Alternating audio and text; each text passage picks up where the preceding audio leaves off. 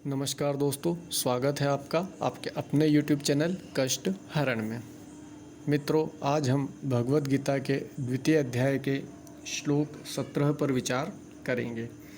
अविनाशी तु तद्विद्धि येन सर्वमिदं ततं विनाशं व्ययस्यास्य न कश्चित् कर्तुमर्हति। अर्थात जो सारे शरीर में व्याप्त है उसे ही तुम अविनाशी समझो। उस अव्ययी आत्मा को नष्ट करने में कोई भी समर्थ नहीं है। तात्पर्य: इस श्लोक में संपूर्ण शरीर में व्याप्त आत्मा की प्रकृति का अधिक स्पष्ट वर्णन हुआ है। सभी लोग समझते हैं कि जो सारे शरीर में व्याप्त है वह चेतना है। प्रत्येक व्यक्ति को शरीर में किसी अंश या पूरे भाग में सुख दुख का अनुभव होता है, किंतु चेतना की यह व्याप्ति किसी के शरीर तक ही सीमित रहती है। एक शरीर के सुख तथा दुख का बोध दूसरे शरीर को नहीं हो पाता। फलतः प्रत्येक शरीर में व्यष्टि आत्मा है और इस आत्मा की उपस्थिति का लक्षण व्यष्टि चेतना द्वारा परिलक्षित होता है। इस आत्मा को बाल के अग्र भाग के 10,000वें भाग के तुल्य बताया जाता है। श्वेताश्वर उपनिषद में इसकी पुष्टि हुई है। बालाग्रशत भागस्य शतधा कल्पितस्य च भागो जीवः स विज्ञेयः स चानत्याय कल्पते। यदि बाल के अग्र भाग को 100 भागों में विभाजित किया जाए और फिर इनमें से प्रत्येक भाग को 100 भागों में विभाजित किया जाए तो इस तरह के प्रत्येक भाग की माप आत्मा का परिमाप है। इस प्रकार यही कथन निम्नलिखित श्लोक में मिलता है। केशाग्रशत भागस्य शतांशः सादृशात्मकः जीवः सूक्ष्मस्वरूपो अयं संख्ययातीतो हि चित्कणः। आत्मा के परमाणुओं के अनंत कण हैं जो माप के बाल के अगले भाग के 10,000वें भाग के बराबर हैं। इस प्रकार आत्मा का प्रत्येक कण भौतिक परमाणुओं से भी छोटा है और ऐसे असंख्य कण हैं। यह अत्यंत लघु आत्मस्फुलिंग भौतिक शरीर का मूल आधार है और इस आत्मस्फुलिंग का प्रभाव सारे शरीर में उसी तरह व्याप्त है जिस प्रकार किसी औषधि का प्रभाव व्याप्त रहता है। आत्मा की यह धारा सारे शरीर में चेतना के रूप में अनुभव की जाती है और यही आत्मा के अस्तित्व का प्रमाण है। सामान्य से सामान्य व्यक्ति भी समझ सकता है कि यह भौतिक शरीर चेतना रहित होने पर मृतक हो जाता है और शरीर में इस चेतना को किसी भी भौतिक उपचार से वापस नहीं लाया जा सकता।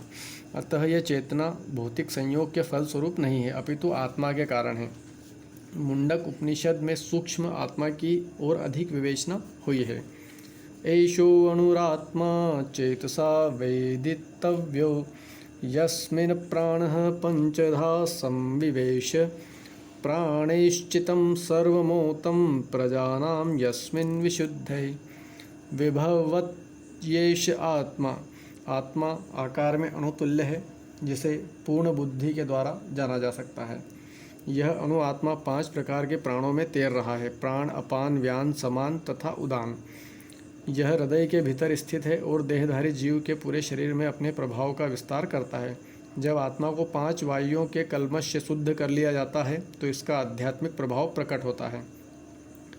हठ योग का प्रयोजन विविध आसनों द्वारा उन 5 प्रकार के प्राणों को नियंत्रित करना है जो आत्मा को घेरे हुए हैं। यह योग किसी भौतिक लाभ के लिए नहीं अपितु भौतिक आकाश के बंधन से अणु आत्मा की मुक्ति के लिए किया जाता है।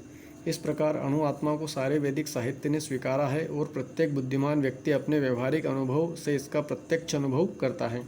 केवल मूर्ख व्यक्ति ही इस अणु आत्मा को सर्वव्यापी विष्णु तत्व के रूप में सोच सकता है।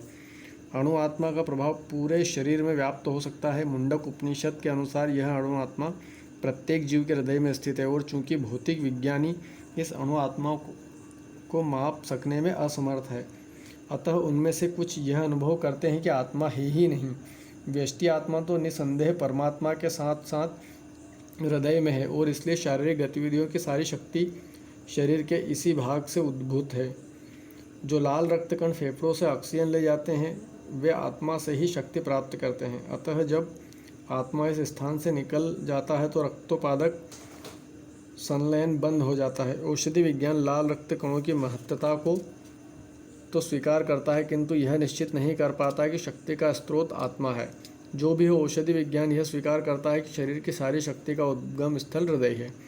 पूर्ण आत्मा के ऐसे अणु कणों की तुलना सूर्य प्रकाश के कणों से की जाती है। इस सूर्य प्रकाश में असंख्य तेजोमय अणु होते हैं।